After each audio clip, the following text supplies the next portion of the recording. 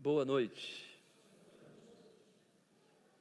Acho que todos que estão aqui, ou pelo menos a grande maioria, sabe que a gente tem um propósito como igreja, que é compartilhar o Evangelho onde nós estamos vivendo. Qualquer lugar que a gente vai, a gente entende que o Evangelho vai conosco.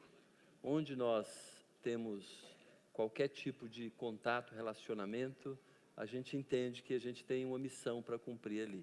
E é lógico que a gente tem falado a respeito de que a nossa igreja está plantada no Gama, então, o primeiro foco nosso, quer dizer, um dos focos, não necessariamente o primeiro, mas um dos que a gente tem mais obrigação é aqui no Gama, sem dúvida nenhuma. Então, assumimos a responsabilidade de que nós existimos para que todo morador do Gama, mas também cada pessoa do mundo compreenda e responda ao Evangelho. A gente não pode esquecer isso jamais. Isso é a razão da nossa existência. Queria pedir para que as crianças saiam para o seu tempo lá atrás, também com essa mente, essa mentalidade, de aprender um pouco mais para poder compartilhar mais ainda acerca do Evangelho de Jesus.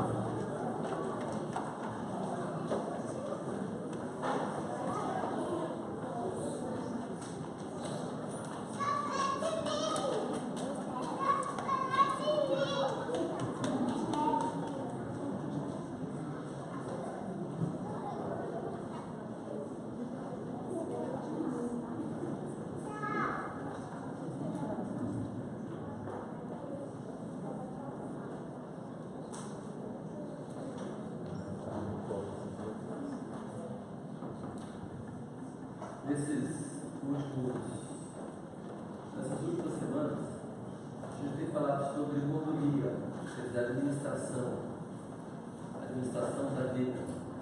Na verdade, a gente tem falado sobre o que é paralelo a isso, quer dizer, a mesma ideia, como que nós devemos viver quando reconhecemos que temos um propósito na vida. Isso aqui é para cristão, obviamente. A gente entende que a gente foi criado. Se você foi criado para um objetivo. É lógico que você tem que pensar assim. Agora, é triste quando muitas vezes eu vejo que eu próprio não estou vivendo como se eu tivesse um propósito na vida. Isso aqui não é para um ateu.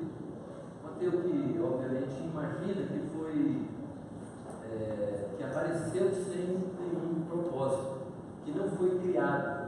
É obra de um acaso, por exemplo. Essas pessoas, obviamente, não têm nenhum tipo de condição de imaginar que tem um propósito na vida. Por quê? Porque só tem um propósito na vida quem entende que foi criado para um propósito.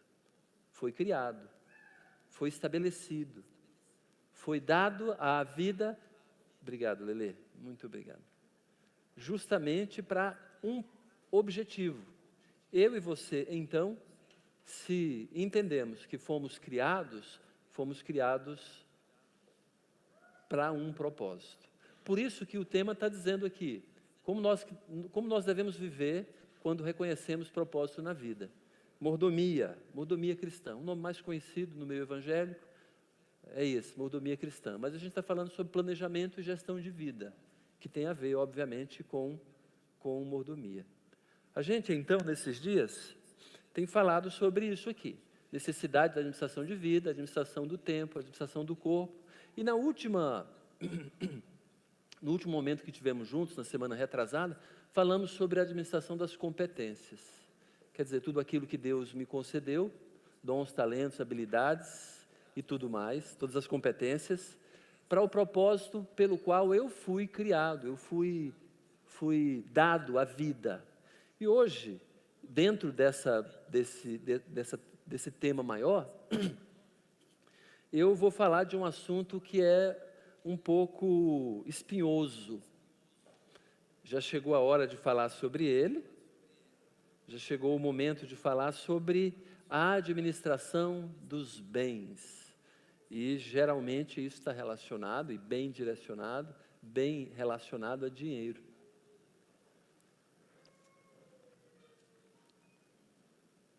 Esse assunto ele é muito espinhoso mesmo, muito difícil. Hoje em dia tratar e falar sobre dinheiro em igreja é difícil. Por dois motivos. O primeiro, porque muitos religiosos se aproveitam para enriquecer com a venda da religião. Mercadejam a palavra, vendem indulgências nos dias de hoje e até vendem bênçãos materiais. A grande tristeza é que boa parte desse pessoal vende, mas não entrega. Vende, tem muita gente que compra, mas ninguém recebe. O primeiro motivo é esse, e é ruim tratar disso, porque falando sobre recursos, sobre dinheiro, sobre bens, é lógico que também tem essa preocupação. E eu, obviamente, como cristão, e você como cristão, a gente precisa saber administrar bem os bens, o nosso dinheiro. Mas tratar desse assunto é espinhoso, em primeiro lugar, porque você liga a televisão e tem um pastor ali falando sobre recursos, sobre dinheiro e tudo mais. Antes de terminar o programa, ele vai tentar lhe convencer, e convence muita gente, de você mandar uma oferta generosa para que o programa se mantenha, para que o evangelho seja expandido, para que a pregação da palavra seja anunciada, e fala de muitas coisas nobres, mas aí você vê que tem muita gente enriquecendo à custa da religião. Então a gente fica meio preocupado com relação a isso. E você tem razão de desconfiar. Qualquer lugar que não tem prestação de contas é um lugar suspeito. Nesses lugares todos, quase que não deve ter nem exceção. Estou falando aqui quase que com plena certeza de que não tem prestação de contas mesmo. Não tem. Muitas pseudo-igrejas, muitas pseudo-organizações, pseudo-organização religiosa cristã, existe praticamente para tirar dinheiro das pessoas. O primeiro motivo é esse. Tem ladrão nas igrejas. Tem ladrão no mundo gospel, mundo evangélico. Tem ladrão que se aproveita, seja do título de pastor, de apóstolo, de bispo, de reverendo, de padre, de bispo, de arcebispo e tudo mais, para tirar dinheiro do povo. O segundo motivo que também faz com que esse assunto seja espinhoso é que dinheiro e bens é uma das grandes idolatrias da humanidade. Uma das grandes idolatrias do nosso tempo. Tem gente que mata por causa de dinheiro. Tem gente que morre por causa de dinheiro. Tem gente que abandona a família por causa de dinheiro. Tem gente que mata a família por causa de dinheiro. Tem gente que precisa se trair. Tem gente que prefere ser traída pela esposa, pelo esposo, do que levar um tombo ou ser traído pelo sócio da empresa. Agora, se eu não sou idólatra ao dinheiro, se eu não quero ser enganado pela conversa religiosa, o que eu tenho que fazer? Eu, como cristão, como que eu tenho que lidar com dinheiro, com recursos, com meus bens? Esse tempo hoje provavelmente vai lhe ajudar. Como que eu tenho que lidar com isso? Como que eu tenho que tratar desse assunto? Como você precisa lidar com essa questão? Vamos orar mais uma vez, pedindo graça ao Senhor para que a gente não fuja desse assunto, mas também que a gente não trate isso de uma forma indevida, nem mais nem menos, mas da maneira que Deus quer que a gente trate, tá bom? Pai eterno, muito obrigado pela graça do Senhor, nos ajude, nos abençoe, nos trata nesse momento da maneira que obviamente precisamos ser tratados pelo Teu Espírito para que a gente dê atenção devida nesse assunto. Nos abençoe, Senhor, porque somos filhos do Senhor, somos cristãos, estamos aqui para aprender da Tua Palavra e, por favor, nos ajuda. É certo que fomos trazidos hoje para ouvir do Senhor acerca desse assunto. Nos abençoe, que nessa série de sermões relacionados a planejamento e gestão da vida, esse é um dos mais importantes. A tua palavra fala de forma clara do perigo que é tratar mal ou se relacionar mal, nos relacionarmos mal com o dinheiro. Pai, por favor, nos abençoe. Nos faça enxergar como nós devemos ser, ao mesmo tempo nem enganados, mas também não idólatras. Por favor, Senhor, nos abençoe. Te louvamos e pedimos a Tua boa mão sobre nós, sobre todos aqui, em nome de Jesus. Amém. Uma vez uma pessoa falou assim, eu gostei muito da igreja, veio nos visitando e falou, gostei muito da sua igreja porque a sua igreja nem fala de dinheiro. Eu já fiquei imaginando que igrejas que essa pessoa passou. Porque eu sei que igrejas passam o tempo todo falando de dinheiro. O clímax de todo culto é dinheiro, é prosperidade, é de alguma maneira te enganar as pessoas de que se ela der, ela vai ficar rica. Quanto mais ela colocar ali como oferta, determinado valor, mais ela vai ter. Então, esse assunto é tão delicado que uma pessoa chega para falar um negócio desse, mas eu também percebo que no coração de algumas pessoas que vão para uma igreja dessa e ficam totalmente escandalizados, não é necessariamente pelo roubo, não é necessariamente porque ali estão mentindo, estão ultrajando a religião cristã, mas muitas vezes as pessoas estão escandalizadas pelo coração idólatra dela com relação a dinheiro, porque ela não consegue imaginar tirando parte do seu orçamento, do seu dinheiro, para ajudar numa causa que não seja dela. Então tem esses dois lados. De fato, tem a preocupação que a gente não deve, obviamente eu não quero ser enganado, e espero que você também não seja enganado e enganada, mas também eu não posso ser idólatra. Não vou ajudar nada que não seja para o meu próprio bem, naquilo que eu esteja vendo como lucro, naquilo que não esteja entrando na minha vida, seja como bem material, ou seja como alguma coisa de investimento para o futuro, seja lá o que for. Então esses dois lados são muito perigosos. Como a gente não vai esgotar esse assunto, e a gente nem fica malhando nesse assunto aqui na igreja, pelo menos assim, no culto, pregando sobre esse assunto várias vezes, por isso, embora obviamente não vamos esgotar esse assunto, porque o assunto é muito extenso, mas a gente vai tratar alguns versículos, algumas passagens, também não vamos fazer um estudo exaustivo dessas passagens, mas tratando desse assunto a respeito do bloco maior, que é planejamento e gestão de vida. Mas esse assunto, como falei, é delicado, a ponto de eu entregar e deixar aqui para você o meu WhatsApp, o número do meu telefone. Se você tiver alguma pergunta, boa parte da igreja aqui tem esse número, você pode fazer essa pergunta, inclusive durante o culto, para não esquecer mesmo.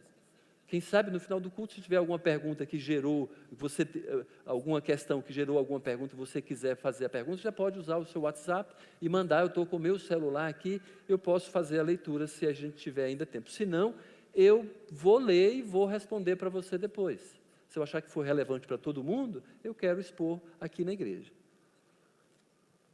Ok? Então fique à vontade, se você quiser passar alguma mensagem posteriormente, faça isso.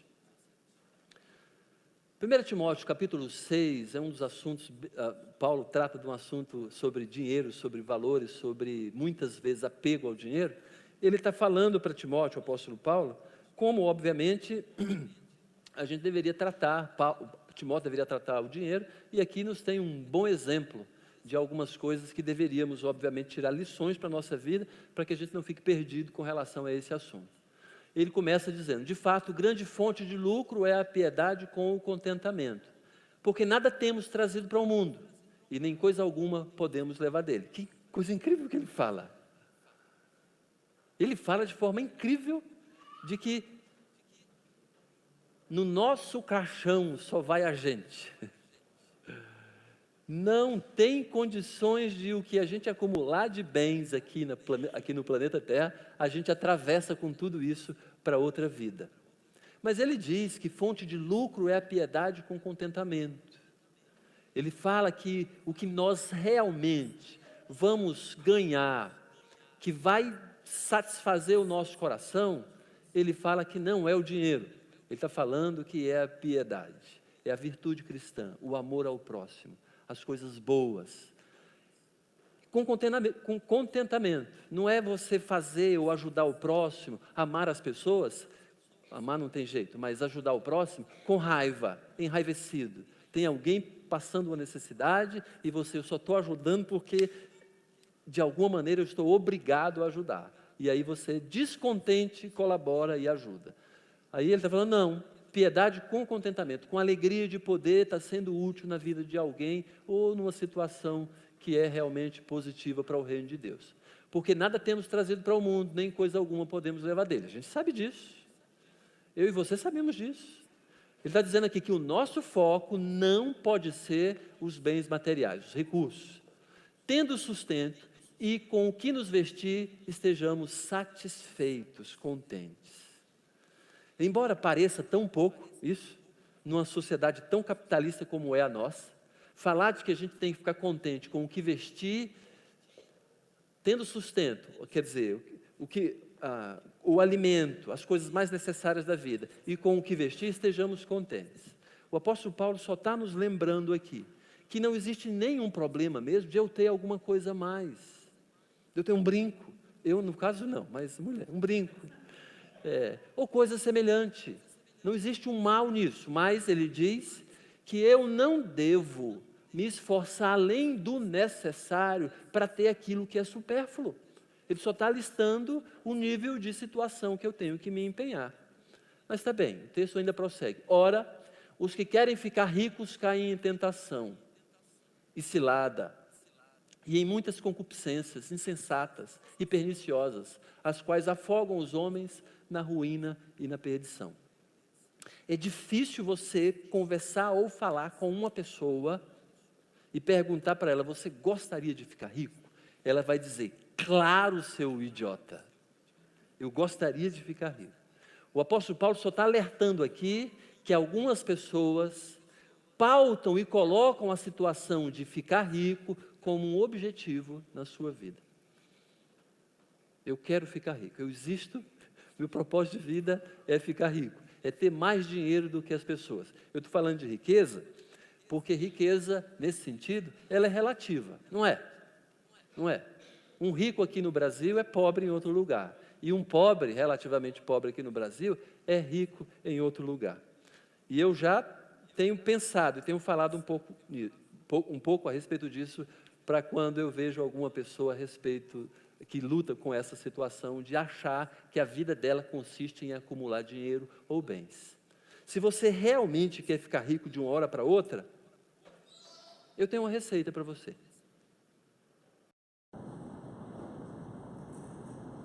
Junta os teus bens e vai morar no Congo.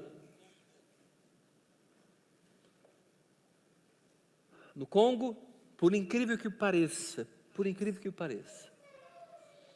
a renda média, como sobrevive um morador no Congo, a quantia que ele vive por dia, sabe qual é? R$ 3,70. Como uma pessoa pode viver com R$ 3,70? Você imaginar como é grave no Congo? No Brasil, uma pessoa hoje, a média, se dividirmos o PIB brasileiro em um ano, eu e você temos R$ 115 por dia para a média, para gastar. A média do brasileiro. Você olha para o Brasil, o brasileiro então tem R$ 115 por dia. E você olha tanta fome que existe no Brasil. Em nosso meio tem muita gente que está muito acima dessa média, mas certamente não está contente. Por quê? Porque dinheiro nunca é suficiente para a maioria das pessoas. Tem gente que nunca diz basta. Talvez você seja um desses. Ah, mas eu não tenho muito dinheiro. Mas nem se tivesse muito, você não diria que tem muito, não traz satisfação. Outra vez eu falei aqui, aquela questão, qual é a pessoa mais satisfeita, que tem 10 milhões ou a pessoa que tem 10 filhos? Lembram disso? É óbvio que quem está mais satisfeito é a pessoa que tem 10 filhos. porque não vai querer mais.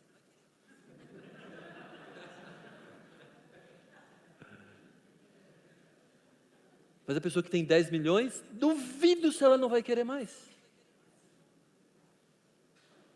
Essa é a grande verdade que a gente tem que encarar.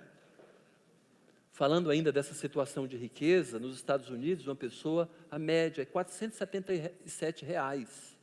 A gente é 115. Eu tive uma surpresa que o país que tem o melhor PIB do mundo é o Catar, na Ásia. Impressionante. R$ 745 por dia é a média. A pessoa pode, sabe, junta tudo, cada pessoa poderia gastar, ou tem, 740, imagina o que seria isso. A gente nem consegue imaginar, essa situação. Eu só estou querendo dizer que o apóstolo Paulo está dizendo aqui, que muitas pessoas vivem em função de ganhar dinheiro, porque querem ficar ricas. Mas ele faz um alerta grave para a gente. Ele nos lembra de que essas pessoas que querem ficar ricas caem em tentação. Na hora que aparecer uma oportunidade para fazer o errado, ela vai querer fazer o errado. Porque o objetivo dela é dinheiro, é ganhar dinheiro, ficar rico. Versículo 10. Porque o amor do dinheiro é a raiz de todos os males. E alguns nessa cobiça se desviaram da fé e a si mesmos se atormentaram com muitas dores. Que coisa incrível. Ele não está falando que o dinheiro é a raiz de todos os males, mas o apego ao dinheiro. E alguns, e a gente já sabe disso, porque é cobiçoso, desviaram da fé. E olha, tem muita gente simples, não é nem rica, pessoa que está numa igreja, foi enganada porque o cara lá falou para ele, me dê o seu lote, o seu carro, que semana que vem você vai ficar milionário. E aí ele dá tudo para a pessoa. Por causa disso, quer ficar rico, amor ao dinheiro, foi enganado. Aí ele, não quero saber mais de igreja, não quero saber de Deus, não quero saber de nada. Muitas pessoas estão decepcionadas hoje por causa disso, mas por causa da cobiça dele. Foi cobiçoso. Deus não fez nenhuma promessa para ele, mas ele assumiu, porque alguém falou, alguém queria o dinheiro dele, e ele entendeu que deveria ser assim. Ainda nesse capítulo, mais ao final, o apóstolo diz assim, o apóstolo Paulo fala para Timóteo exortar as pessoas que eram ricas ali naquela comunidade. Exorta os ricos do presente século que não sejam orgulhosos. É algo tão desejado pelo ser humano, porque quem tem, a ponto de que quem tem se acha melhor do que as outras pessoas. Isso é para cristão, gente. Exorta aos ricos do presente século que não sejam orgulhosos, nem depositem a sua esperança na instabilidade da riqueza. Porque é muito fácil o dinheiro tomar o lugar de Deus. O dinheiro, de costume, toma o lugar de Deus. Por quê? Porque dinheiro traz poder. Deus dá poder, mas dinheiro também traz poder social. Dinheiro também não dá uma certa segurança.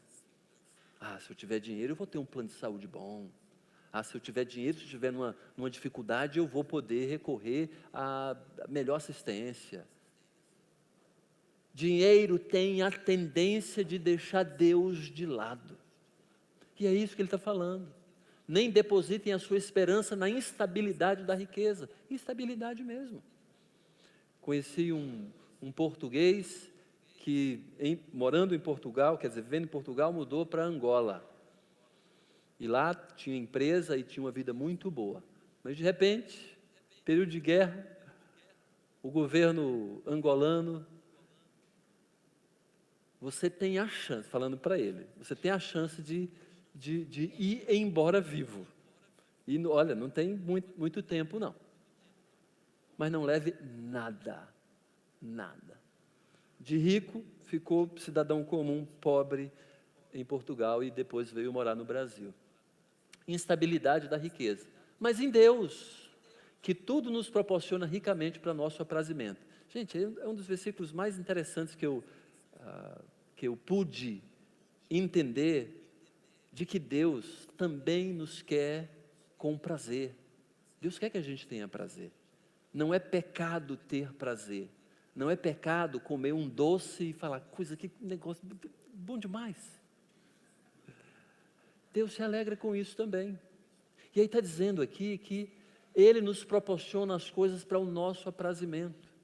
Então, não posso colocar a minha segurança ou a estabilidade da minha vida nos bens materiais.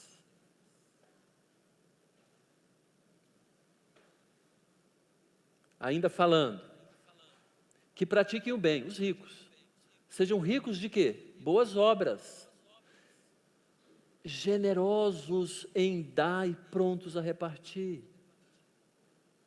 Só uma pessoa rica, cristã, realmente pode ser desapegada a ponto de assumir isso para a sua própria vida. Generosos em dar e prontos a repartir.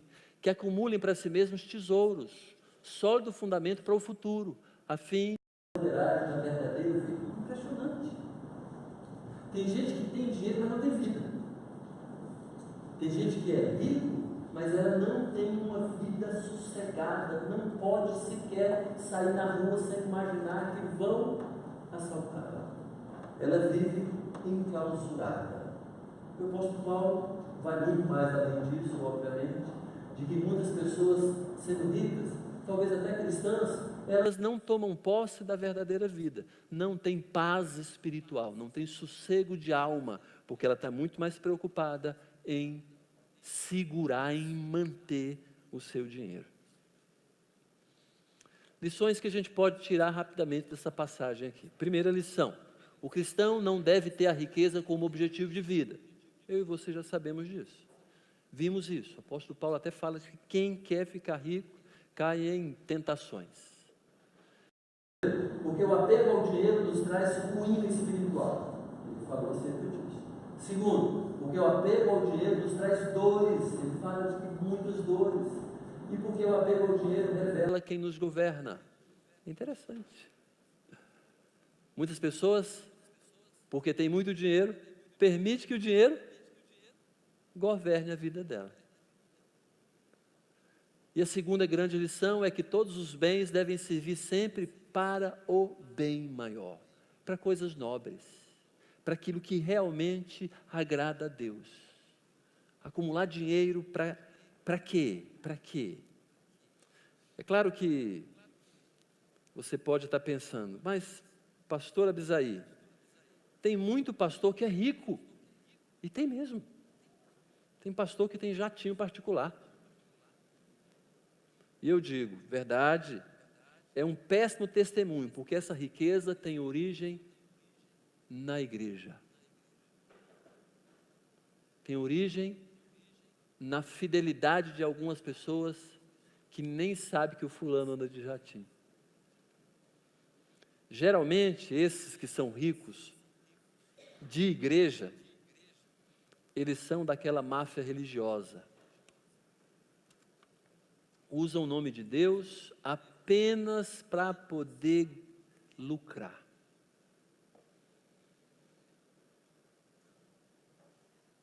Os ricos, obviamente, que a gente precisa entender que nós temos falado a respeito da riqueza que é relativa, nós temos que entender, a esses que o apóstolo Paulo está direcionando a sua conversa ali, nós devemos saber que a nossa missão no mundo pode também ter uma ferramenta para essa missão, que é o dinheiro. Ele está falando para esse tipo de gente. Deus lhe deu dinheiro, recursos financeiros, e isso deve ser usado para o cumprimento da sua missão no planeta Terra. É basicamente sobre isso que a gente está falando. Nós temos uma missão, e essa missão, muitas das vezes, não é que necessita, não é a única maneira, mas o dinheiro pode ajudar. É para esse tipo de objetivo que o apóstolo Paulo está falando. O dinheiro deve ser usado para o objetivo que Deus tem para cada um. Já em Marcos 12, 38, fala de uma cena, a partir do verso 41, fala de uma cena que Jesus, ensinando os seus discípulos, ele também nos ensina coisas preciosas. Marcos capítulo 12, a partir do verso 41, diz: assentado diante do gasofilácio, observava Jesus como o povo lançava ali o dinheiro. Ora, muitos ricos depositavam grandes quantias.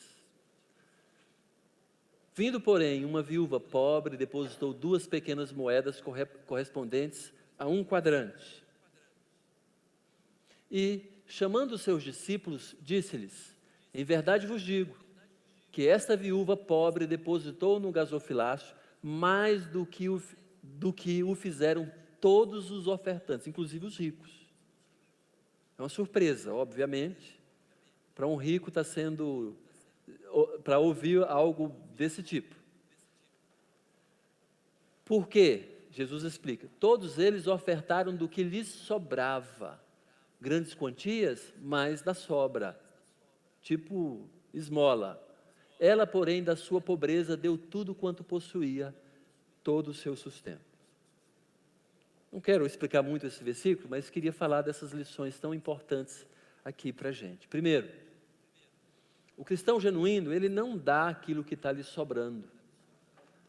Como o exemplo da viúva pobre, impressionante. Ela não deu o que estava sobrando. O fariseu deu o que estava sobrando. Embora muito, eles davam dinheiro para serem admirados. Dava o que sobrava, nunca dava daquilo que realmente poderia lhe fazer falta. Então, o cristão genuíno, ele não vai dar aquilo que está sobrando.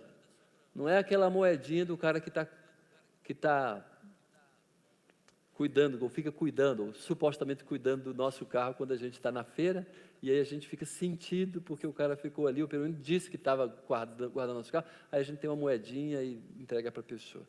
Só sobra mesmo. Segundo, o cristão serve de exemplo quanto à generosidade. Para aquela senhora, aquele valor foi generoso. Talvez fosse muito pouco em comparação do fariseu, mas ela foi generosa.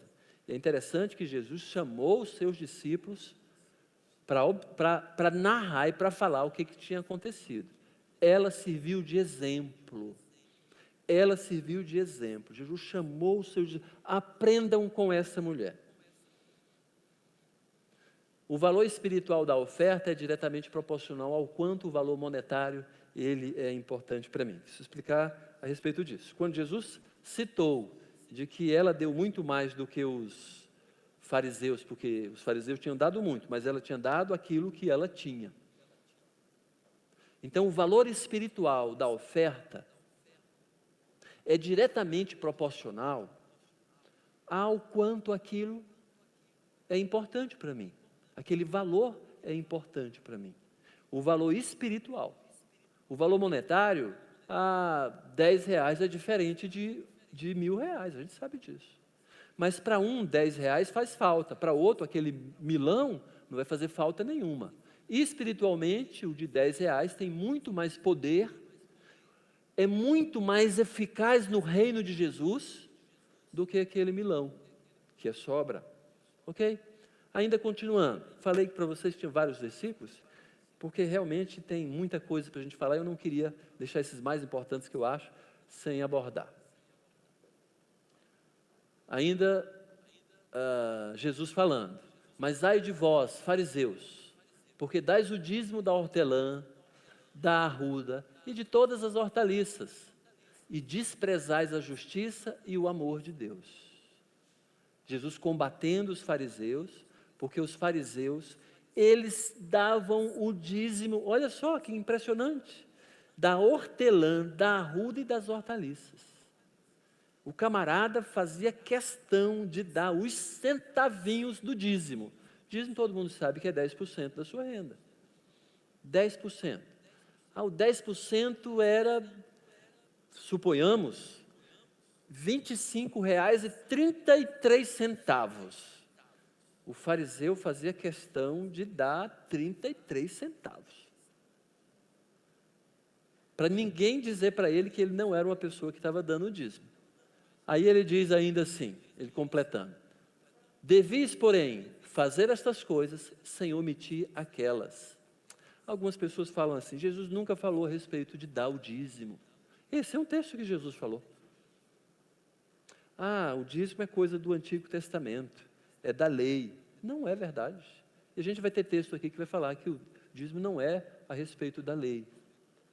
A lei só confirmou. E o que Jesus está falando aqui, olha só que coisa interessante. Quando Jesus fala, devias, porém, fazer essas coisas, fazer o quê? Ser justo e não desprezar a justiça. Amar da maneira que Deus ama. Fazer essas coisas, sem omitir aquelas. Omitir o quê? O dízimo. O dízimo. A ideia dos fariseus era tão justo, tão minucioso com o dízimo, mas era uma pessoa injusta na sociedade. Injusta, às vezes explorava um empregado. Às vezes era uma pessoa desonesta. Mas no dízimo o cara não amava da maneira que Deus queria que ele amasse. Então, o que Jesus está falando, você tem que ser ético, tem que de fato ser justo, você tem que olhar para o reino, sem dúvida nenhuma. Amar da maneira que Deus ama. Mas você não pode negligenciar o dízimo.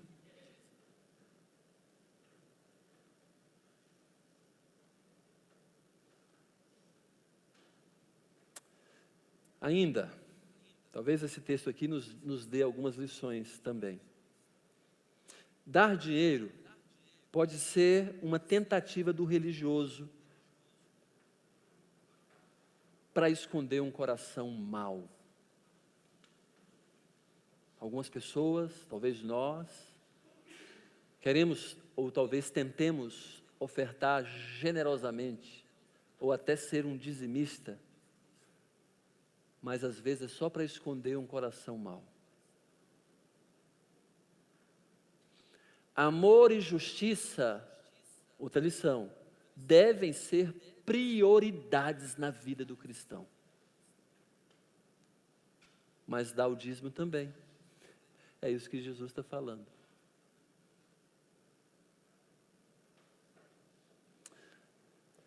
É bom só fazer um adendo aqui, na verdade um parêntese. Dízimo. Alguns dias atrás, uma senhora chegou na igreja e falou assim: eu gostaria de dar o dízimo nessa igreja. E eu fui falando claramente: por favor, não faça isso. Você não nos conhece. A minha grande preocupação com e não aconteceu só uma vez, já aconteceu isso várias vezes. Algumas pessoas, obviamente, imaginam que dar o dízimo é aquela obrigação religiosa que, fazendo ela, naquela semana, ela vai ter uma bênção material. Mas ela nunca vai ouvir isso aqui na igreja, porque a gente não faz a promessa de que Deus, obviamente, não está fazendo. O que a gente precisa só tomar cuidado, e embora essa senhora insistiu, e tentei falar várias vezes para ela, de que ela precisa entender o que é o dízimo e onde ela deve dar o dízimo, e falei: olha, você precisa dar o dízimo onde você é alimentado espiritualmente, na sua comunidade cristã. Essa não é a sua comunidade cristã. Mas eu estava entendendo que no coração dela ainda havia aquele interesse de dar alguma coisa para ter algum benefício logo depois. E eu falei para ela: eu não quero ser culpado disso. Eu não quero compactuar com a ideia errada sua com relação ao dízimo. Por isso, então,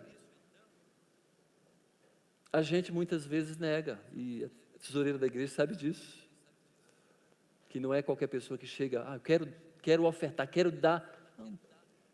Porque muitas das vezes o religioso quer aplacar ou imaginar que vai se esconder atrás da oferta financeira, sendo um mau caráter. Ok. Queria dar alguns conselhos sobre isso, e nisso a gente vai voltar em alguns textos também. Eu queria que você anotasse no seu coração sobre isso. Por que a gente está falando sobre isso? Porque dinheiro é um dos assuntos mais tratados na Bíblia. Bens de uma forma geral. E não falar sobre esse assunto é perigoso. Se a gente está falando sobre mordomia cristã, e a gente falou sobre a necessidade que eu tenho de administrar o meu corpo, a minha saúde, a necessidade que eu tenho de administrar bem as minhas competências, o meu tempo, porque não vou falar a respeito de recursos financeiros. Anota no seu coração, ou num papel, para depois lembrar, essas sugestões, esse direcionamento. Primeiro, quer dizer, número 0, antes de tudo, precisamos reconhecer que dinheiro é parte de nossa vida, ou de alguém. Energia, conhecimento e habilidade, que foi transformada em moeda de valor comercial.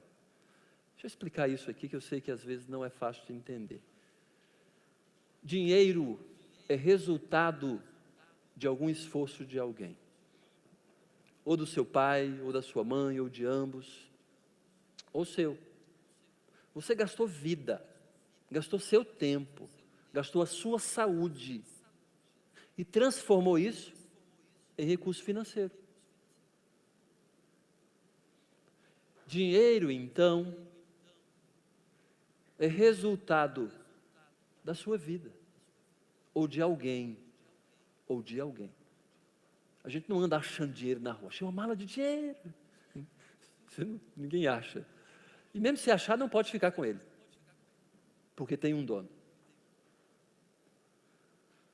Precisamos reconhecer que isso tem que ser tratado de forma séria, com responsabilidade. Porque tem gente, às vezes um filho, não suou para poder, de alguma maneira, ter aquele recurso, veio fácil, aí ele, vou estourar. Vou fazer do meu jeito, sem responsabilidade. Antes, porém, o cristão tem que entender isso. O dinheiro saiu, é dinheiro, porque alguém gastou da sua vida, energia, conhecimento ou habilidade, e transformou aquilo em dinheiro. Número 1, então, sempre devemos fazer essa pergunta. Se você é cristão, se você não é cristão, nem faça essa pergunta. Mas se você é cristão, Senhor, o que tu queres que eu faça com o teu dinheiro? Se você pertence a Deus e tudo que você é ou tem pertence a Deus, o cristão genuíno, ele precisa fazer essa pergunta. Porque quando a gente fala, às vezes, do dízimo, a gente está falando do destino de uma parte do meu recurso, do que Deus me dá, para um propósito que eu não vou administrar.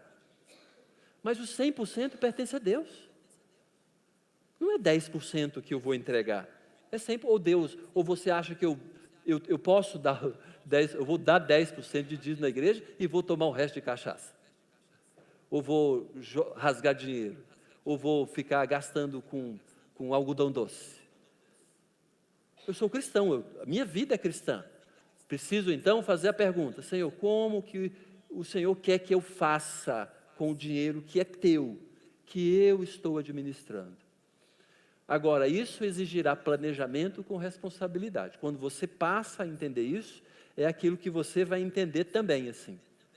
O meu corpo, o meu tempo, também devem ser bem administrados, porque pertencem a Deus. E o dinheiro não? E os recursos não? Claro que sim, claro que sim. Deus, Senhor, me dá sensibilidade espiritual para eu usar os recursos que o Senhor tem me permitido ter, tem me dado, para eu usar conforme o teu interesse. Queria sugerir para você, nessa questão de planejamento, um aplicativo. Engraçado, já falei isso na outra vez com outras coisas, com o tempo, e vou falar a respeito de dinheiro, porque o brasileiro a maioria, grande maioria, ele é irresponsável com o uso do dinheiro. Vou lhe sugerir um aplicativo. Guia Bolso. É tão legal esse aplicativo. Você que tem celular, e é difícil você encontrar uma pessoa hoje que não tem um celular. Baixe esse aplicativo e você, obviamente, se tiver uma conta, estou falando aqui quem tem recurso, óbvio, né? Porque alguns aqui não têm, não precisa ter esse aplicativo. Esse aqui é bem interessante. Porque você você cadastra a sua conta no banco. Pelo menos do Bradesco eu sei que ele tem. Banco do Brasil, se eu não me engano, também está junto. Agora, BRB, não sei. BRB é uma porcaria de banco. Mas, olha só, e é mesmo. Mas, olha só, esse aplicativo é muito interessante, porque você não precisa estar anotando como você fazia, o organizado, a pessoa organizada. Anotava na sua caderneta o que se gastava com o que e tal, o aplicativo vai dizer para você.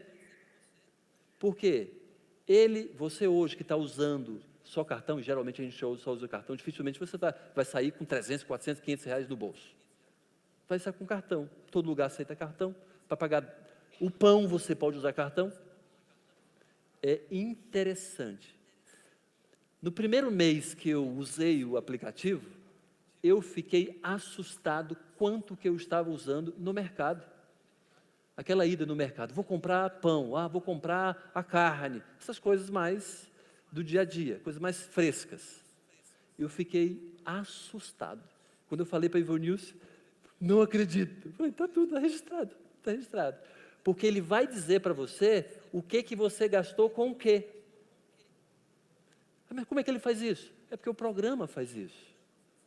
Você abasteceu e pagou com o cartão, ele já sabe que posto de gasolina ele vai incluir combustível. É fácil assim. Mercado, a roupa, entretenimento, ele vai separar tudo. E ao final do mês, você vai olhar, você nem vai querer olhar, geralmente a gente não quer olhar. Mas isso é bom, é didático. Peraí, então preciso dar um freio nisso, vou gastar menos nisso, porque eu preciso organizar a minha vida. Eu preciso organizar. Guia Bolso tem várias outras vantagens, mas eu queria só apontar para você que isso facilita e lhe dá um planejamento com responsabilidade, porque o que a gente está falando é isso. Isso exigirá planejamento com responsabilidade. Você tem celular, você pode fazer isso. Segundo, que é terceiro, mas segundo, o dinheiro que administramos tem que ser visto como servo e não como um senhor. O dinheiro que, de alguma maneira, eu e você temos para administrar, é para a gente administrar o dinheiro, e não o dinheiro administrar a nossa vida. O que Jesus falou acerca disso é de que ninguém pode servir a dois senhores, porque há de devotar um e desprezar o outro. Se o dinheiro é seu senhor, você está devotando, então você não pode dizer que é discípulo de Jesus. Quando então o dinheiro é meu servo e não meu senhor, eu vou reconhecer claramente de que não vale ganhar dinheiro a todo custo. Tirar proveito da ignorância das pessoas para poder ganhar dinheiro em cima dela. Sabe, vender alguma coisa maquiada, que você sabe que está estragada, mas quem está comprando não sabe. Não vale isso. Pagar um valor inferior ao valor real do trabalho de uma pessoa. Tem gente que tem esse descaramento de fazer. A pessoa está tão necessitada que ela fala assim, olha, eu arrumo a sua casa pela minha, só a passagem e a comida do dia. E tem gente que faz isso. Que explora o fulano, a fulana. Entre tantas outras coisas. Atestado médico mentiroso. Eu sei que um crente não vai fazer um negócio desse, claro. Eu queria que você testasse a sua relação com o dinheiro. Se ele é servo ou se ele é senhor. Vamos fazer um teste agora. Você fica muito mal quando você tem algum prejuízo?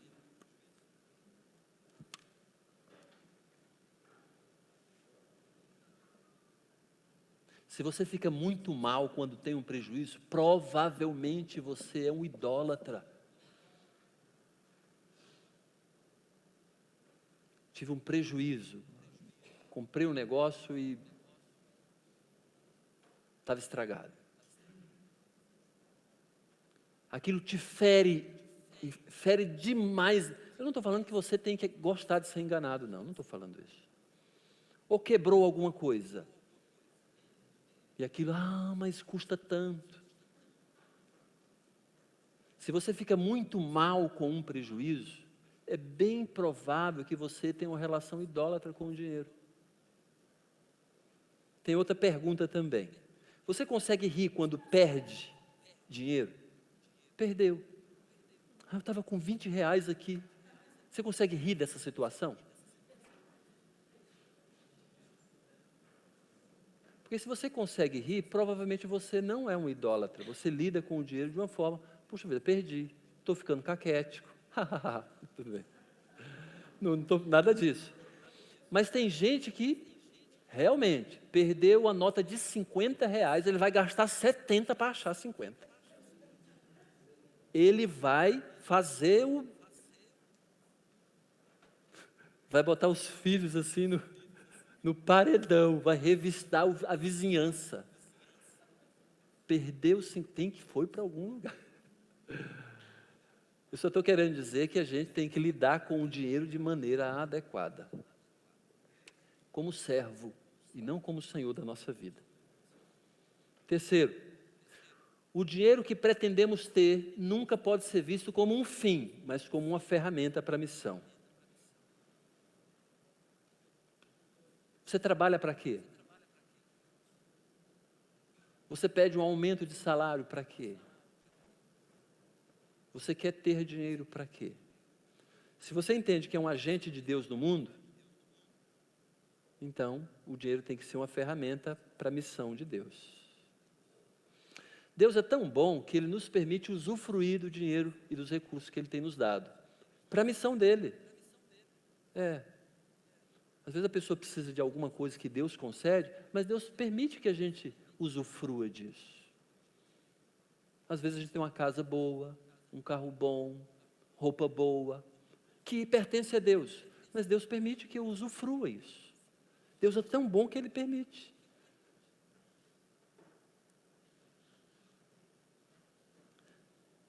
O dinheiro ou qualquer bem que a gente pretende ter nunca pode ser visto como um fim, mas como uma ferramenta. E digo isso até mesmo para descanso, férias, diversão. Tudo isso deve ser visto como um meio. Como um meio. Por que eu preciso descansar? Por que eu preciso tirar férias? Porque fazendo isso, eu posso ser mais eficaz na minha tarefa, na minha missão. Porque preciso de descanso ou não preciso? Preciso de férias, preciso. Você também. Mas tem gente que acha que não. Porque é tão idólatra do dinheiro e olha para o dinheiro como um fim. Para que você tem um dinheiro? Para eu ter dinheiro. Mas para que você quer ter o dinheiro? Para ter dinheiro. É olhar para o dinheiro como algo maior do que o próprio dinheiro é. Quarto, o ajuste mais importante que precisamos fazer é viver na faixa que a gente ganha ou abaixo dela. A gente leu há pouco tempo a respeito de ficar satisfeito contente com o que vestir, o sustento e com o que vestir. Tendo o que comer e o que vestir, estejamos assim satisfeitos. A gente leu há pouco tempo. O ajuste mais importante que a gente precisa fazer é viver na faixa do nosso ganho. Isso não é fácil, porque a gente, e o brasileiro em particular, gosta de ostentar. Quer se mostrar mais bem financeiramente do que realmente é. Isso é cultura do brasileiro. O brasileiro tem isso na sua vida. Ele quer parecer, de alguma maneira, mais bem financeiramente. Às vezes a pessoa entra naquele ciclo vicioso. Trabalha mais do que deve. É assim. Tem gente que trabalha mais do que deve. É claro que tem um preguiçoso, vagabundo, aquele que não quer trabalhar. Todo mundo sabe disso. Tem gente que quer ver encostado. Mas tem gente, por causa da idolatria do dinheiro, que é o outro extremo, trabalha mais do que deve. E para compensar o porquê trabalha mais do que deve, ele compra aquilo que o coração dele está pedindo, e não aquilo que é realmente necessário para a sua vida. Quando compra, tem uma frustração, porque comprou aquele negócio e aquilo não deu aquela realização extremada que ela imaginava que ia ter. Quando eu comprar aquele negócio, a minha vida vai ser diferente. Aí compra e percebeu que é a mesma coisa. Ou curte aquele negócio pouco, igual droga. Eu preciso injetar mais coisa na minha vida agora. Aí, tendo essa frustração, vai correr atrás de outro projeto, outra droga. E para a pessoa não pular da ponte por causa da insatisfação com o que tem, aí mira em alguma coisa maior. Aí vive nessa situação. O ajuste que eu preciso fazer logo é viver na faixa ou abaixo do ganho que a gente tem. Parece, gente, isso é tão claro, isso é tão patético para a gente ouvir um conselho desse. Não é. Qualquer pessoa que vai gastar mais do que ganha, vai ficar endividado. Não vai cobrir, pronto. Isso não é bobo? É. Mas 80% da população brasileira está endividada. É triste a gente saber que o cristão que tem a sua vida e sua satisfação em Jesus, entra nessa situação também. Está endividado. Por que está endividado? E vou dizer uma coisa muito importante. Isso é vida. Eu aprendi com isso. Eu aprendi. A maioria das pessoas não é de um salário melhor, não. Precisa de arrependimento. Porque se tiver melhor salário, a dívida vai ser maior ainda. Talvez você esteja nessa situação, clamando a Deus para ter um aumento salarial. Mas talvez seja necessário, e é bem provável que seja mesmo. Mas é importante você entender que recue. Gaste menos. Ah, mas eu trabalho tanto, não vou usufruir, não vou aproveitar. Refaça as contas. Refaça. Porque é bem provável. Porque é tão comum a gente gastar mais do que a gente ganha. Isso é comum. Mas não deve. Por isso eu preciso entrar na faixa. Porque senão eu vou ficar doido para poder ter uma outra fonte de renda. Pela fonte de renda. Pela fonte de renda. Reavalie. Talvez você precise baixar mesmo o seu nível social. Rebaixar mesmo a quantidade de roupa que você compra. Rebaixar um pouco aquela situação que você ainda não se tocou, que alguém precisa falar para você. Peça conselho, então. Muitas das vezes a gente precisa mais se arrepender do que propriamente ter mais salário, ter mais dinheiro. Já falei aqui e repito também. Funcionário público corre um risco sério de ficar endividado.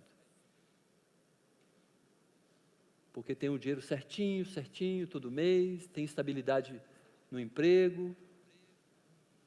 E quem é funcionário público, faça uma pesquisa com seus colegas. Pergunta se tem dívida. É bem provável que todos, ou a grande maioria, tem dívida. E alguns têm dívida quase que impagável. E às vezes, quando a gente toma notícia, né, que a pessoa recebe tanto dinheiro, a gente fica assustado e está endividado. É assim mesmo. É assim mesmo. Eu tenho uma pessoa conhecida que quando me falaram o salário dela, quase que eu caí de costa. Por quê? Porque a vida da pessoa não condiz com o salário. Por quê? Gasta com o que não deve. É assim, é comum, gente. Mas não pode ser comum para a nossa vida. Eu sou cristão, tenho um propósito. Por isso preciso ajustar a minha vida. Quinto, sejamos conhecidos pela generosidade e não pela avareza ou ganância. Você acha que uma pessoa descontrolada pode ser generoso? Não vai conseguir. Jesus falando: acautelai-vos e guardai-vos da avareza, porque a vida de qualquer a vida de qualquer pessoa não consiste na abundância dos bens que ele possui. Quem falou isso foi Jesus. Porque a pessoa, o avaro sabe o que é? É o muquirana, o murrinha, o escorpião no bolso, o mão de vaca. Que a gente seja conhecido mais, obviamente, pela generosidade, não pela avareza ou pela ganância.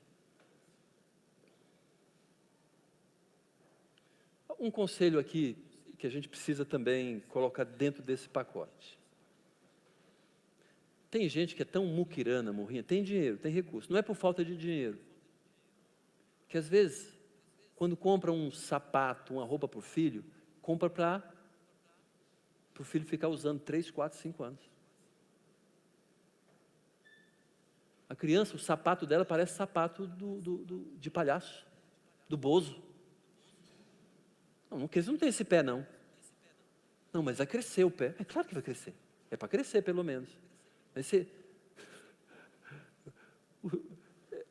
O tênis acaba, o sapato acaba e não chegou ainda no limite. Isso é avareza, sabe por quê? Porque ela não pode, não estou falando que é para desperdiçar, não estou falando nada disso. Não estou falando de desperdício, gente. Não estou falando absolutamente. Estou falando de que muitas vezes a pessoa não quer pensar na possibilidade de doar um calçado usado do seu filho, ou o seu próprio. Meu filho está usando 2 anos esse calçado. Passa adiante, que legal passar adiante então. Passa um novo.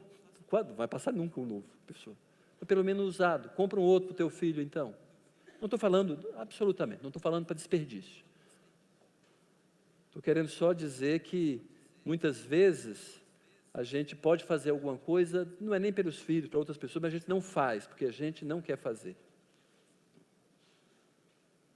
Tem gente que pensa assim, vou dar um presente para fulano, porque se sente obrigado socialmente para dar um presente. Que alguns são assim.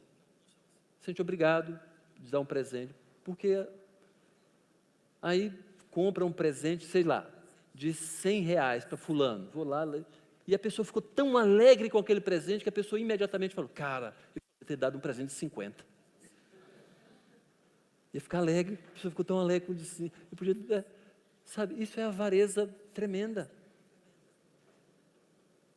Aquela situação que a pessoa pensa assim, que eu vou fazer para não gastar nada? Tá bem. Outro conselho dentro disso. Reservemos recursos para atender ao necessitado e para não criar dívidas. Provérbios 14, 31 fala assim: o que oprime ao pobre insulta aquele que o criou. O que oprime ao pobre. Mas a este honra o que se compadece do necessitado. Deus se alegra então da gente se compadecer das pessoas necessitadas. E diz que honra de alguma maneira, não sei como, alguém vai falar que é com mais dinheiro. Não diz aqui. Aqui não diz. E talvez seja numa outra época e de uma maneira diferente. Provérbios ainda fala, versículo 9 do capítulo 22. O generoso será abençoado. O generoso será abençoado, porque dá do seu pão ao pobre. O generoso será abençoado. Não é porque vai dar do seu pão ou do seu dinheiro para aquelas campanhas malucas de não sei das quantas para a pessoa ter mais dinheiro. Não. Porque dá do seu pão ao pobre. Falando bem exatamente o endereço disso aqui. Ainda Provérbios 22 diz: o rico domina sobre o pobre, e o que toma emprestado é servo do que empresta. Se você cria dívida, você fica servo de quem você está devendo. É isso. nome sujo, não é coisa do cristão. Não é para o cristão. Você já sabe, esse é vergonhoso. O pior é quando um cristão pede ainda para usar o nome do que tem o nome limpo. Primeiro que a Bíblia fala, nos aconselha de não ser fiador de ninguém. Provérbios fala isso. Então, se você está tendo um desejo imenso de ajudar uma pessoa, sendo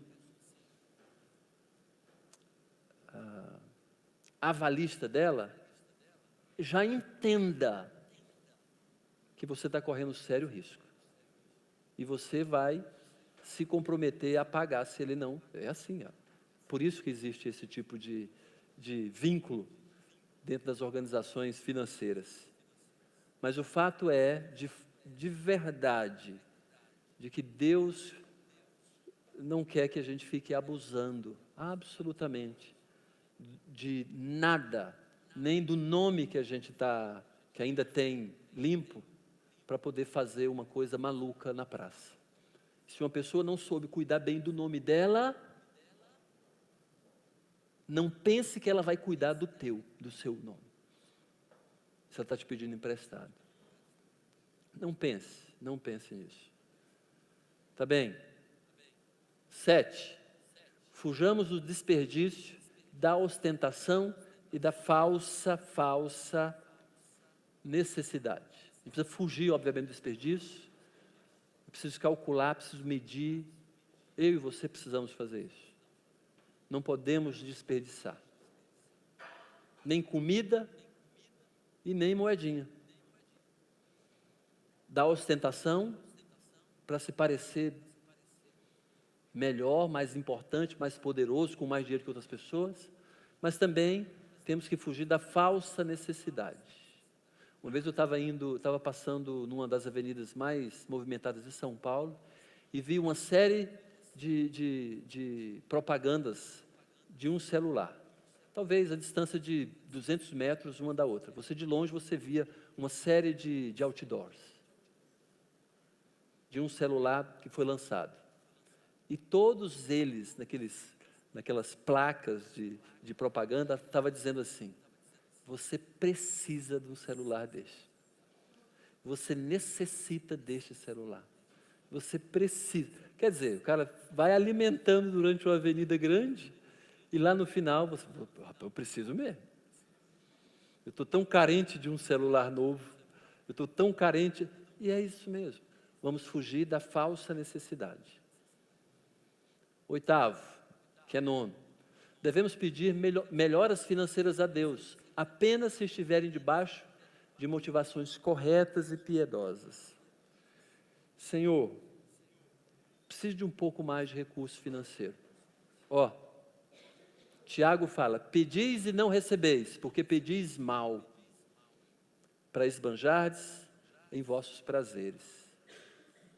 Às vezes a gente tem a coragem de pedir para Deus um pouco mais de dinheiro, para a gente fazer besteira com o dinheiro. É claro que a gente nem vai falar isso diretamente para Deus, mas eu tenho que aprender que na hora que eu seja pedir um aumento de salário, ou seja, para o patrão, para a patroa, seja o que for, ou orar por um aumento salarial, que esteja isso debaixo da motivação correta, da motivação piedosa. E nem estou falando que é pecado para férias, para roupa, para carro. Não estou falando. Só estou querendo dizer que, às vezes, de fato, a motivação é incorreta. Às vezes a pessoa fala que é férias, mas não é férias, é para ostentar. Mas precisamos tirar férias. Precisamos descansar. Algumas pessoas precisam vestir roupas melhores do que as minhas, porque o trabalho dela exige isso. Precisa de um carro melhor do que o meu, porque alguma coisa exige. E eu preciso avaliar isso. Eu não preciso daquilo só porque o outro está usando. Senhor, me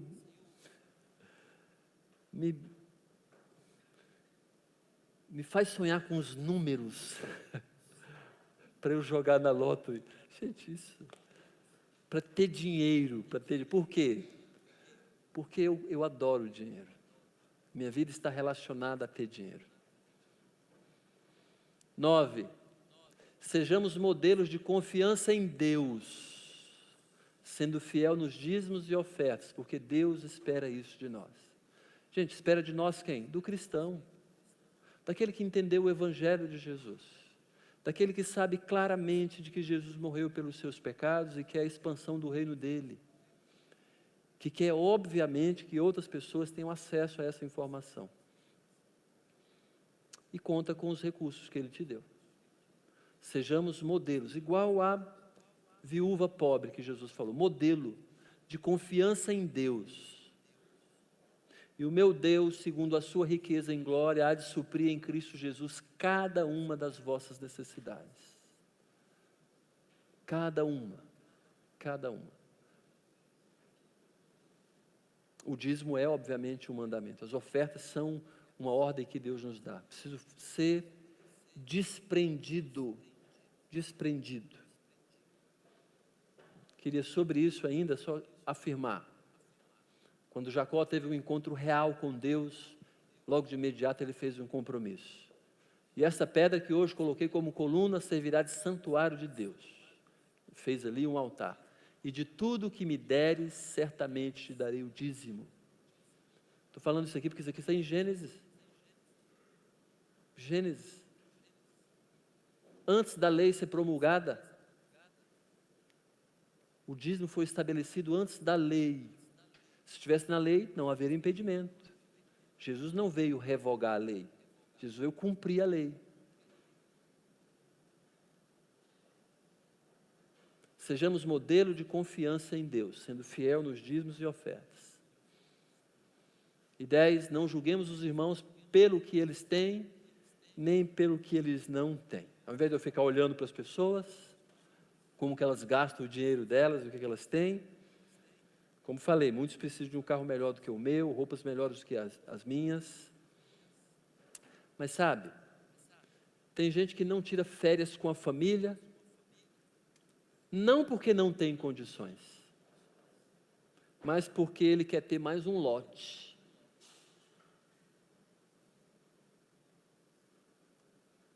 E não tem momento mais que une mais a família do que férias junto. Você precisa colocar isso na sua lista de compromisso e responsabilidade. Tem pais que não pagam uma escola melhor para os seus filhos, não porque não tem dinheiro. É porque ele acha que isso é só despesa. É só despesa. Embora alguns vão pagar mesmo a escola melhor para os filhos, mas também não vai fazer mais nada com os filhos. Vai alienar. Vai deixar o filho alienado. Sabia? Que quer que a escola resolva tudo.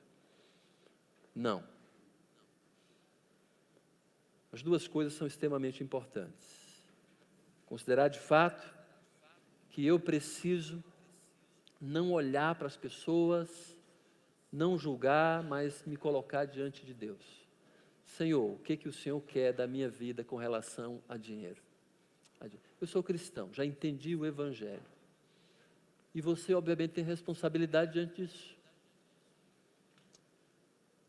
Se você não é cristão, você não tem essa responsabilidade.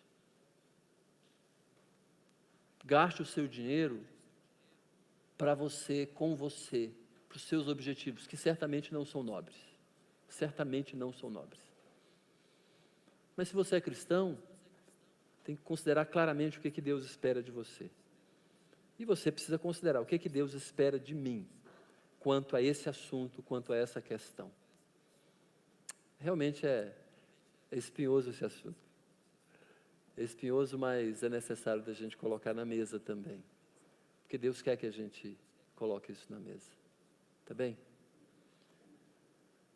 Considere agora, avalie o seu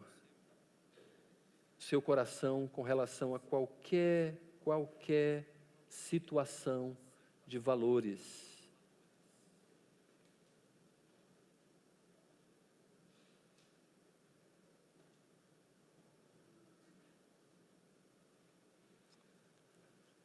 Tem uma pergunta aqui interessante que eu quero ler.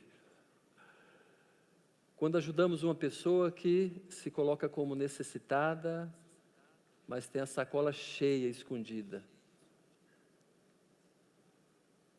devemos orar por ela ou tentar corrigi-la?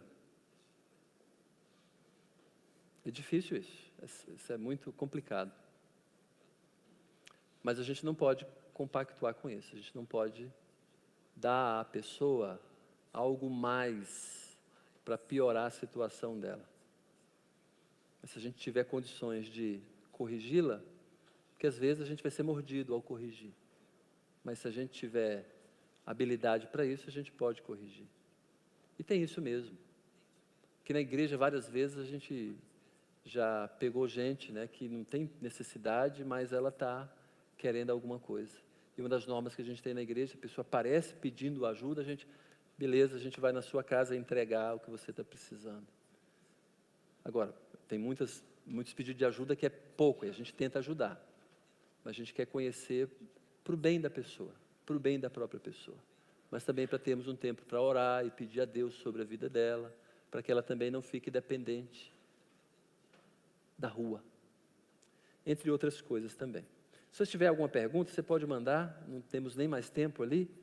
Queria orar para que Deus nos abençoasse, estendesse a mão dele sobre nossa vida, para que a gente trate de forma correta tudo isso que a gente tem ouvido e aprendido nessa noite. Temos mais coisas, certamente, mas parte dessas outras coisas, Deus vai falar ao seu coração.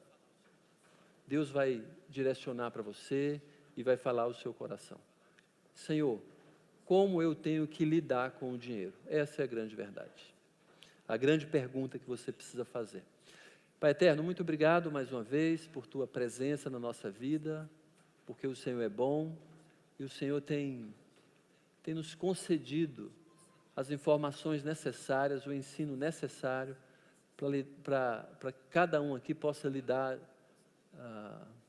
corretamente com os recursos financeiros que tem. Por favor, Senhor, nos abençoe. Esse assunto certamente não é um dos mais fáceis de lidar, tanto porque tem muita gente bandida, travestida de religioso, mas também, por outro lado, é difícil para abordar isso com algumas pessoas, porque são idólatras do dinheiro. Mas nos ajuda, Senhor. Não queremos nem ser enganados, mas também nem ser idólatras. O Senhor é o nosso Deus, o Senhor é o nosso Rei, é ao Senhor que devemos. Nos ajuda com tudo isso. Pai, por favor, nos abençoe, em nome de Jesus, amém. Queria falar uma última coisa que me veio à mente agora. Planejamento é tão importante, algumas pessoas não querem pensar nisso, acham que não deve planejar, que até Jesus estabeleceu um tesoureiro para a sua equipe. Claro que o tesoureiro era Judas, a gente pode falar isso. Mas Jesus demonstrou a necessidade de organização financeira, a despeito da figura, de que Jesus incumbiu de cuidar das finanças, ok? Então, o exemplo de Jesus deve servir para a gente também. Maridos, se você não sabe controlar bem as despesas, entregue para sua esposa. Não é demérito. Ok? Estou falando isso porque numa comunidade, numa cultura tão machista, está o camarada desperdiçando, fazendo besteira com o dinheiro e bota a família toda para sofrer. E talvez a esposa, ou um filho, ou uma filha, vai administrar melhor.